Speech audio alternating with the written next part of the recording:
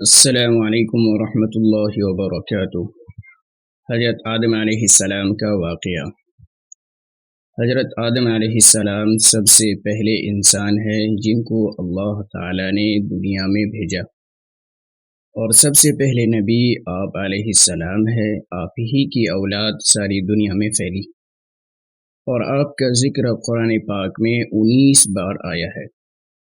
جب اللہ تعالیٰ نے دنیا کو آباد کرنے کا ارادہ کیا تو اس نے فرشتوں سے کہا، میں دنیا میں اپنا نائب بنانا چاہتا ہوں۔ فرشتوں نے کہا، اے اللہ، آپ دنیا میں ایسے شخص کو نائب بنانا چاہتے ہیں جو دنیا میں فساد اور قتل کرے گا۔ ہم آپ کی تعریف کے ساتھ آپ کی تسبیح اور پاکی بیان کرتے رہتے ہیں۔ اللہ تعالیٰ نے فرمایا، وہ باتیں جانتا ہوں جو تم نہیں جانتے۔ اللہ تعالیٰ نے حضرت آدم علیہ السلام کو سب چیزوں کے نام سکھا دیے، پھر ان کو فرشتوں کے سامنے کیا اور فرمایا، اگر تم سچے ہو تو مجھے ان سب کے نام بتاؤ۔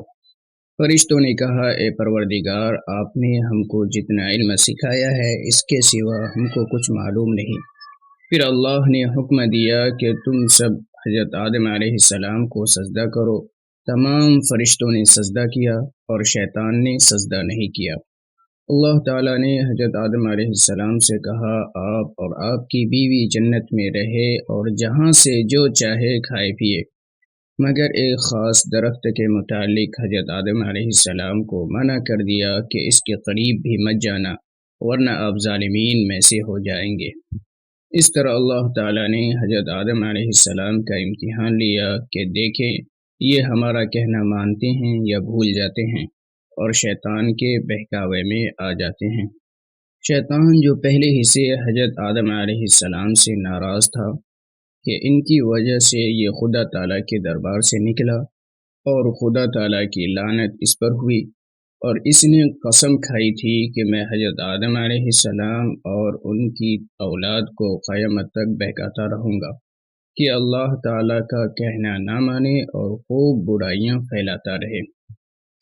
وہ حضرت آدم علیہ السلام اور حوا علیہ السلام کو برابر بہکاتا رہا کہ اس درخت کا پھل تم ضرور کھاؤ، اس کے کھانے سے تم فرشتہ بن جاؤ گے اور جنت سے کبھی نہیں نکالے جاؤ گے۔ آخر ایک دن حضرت آدم علیہ السلام اور حضرت حوا علیہ السلام شیطان کے بہکاوے میں آ گئے اور درخت کا پھل کھا لیا۔ پھر کھاتے ہی دونوں ننگے ہو گئے اور جنت کے پتوں سے اپنے بدن کو چھپانے لگے۔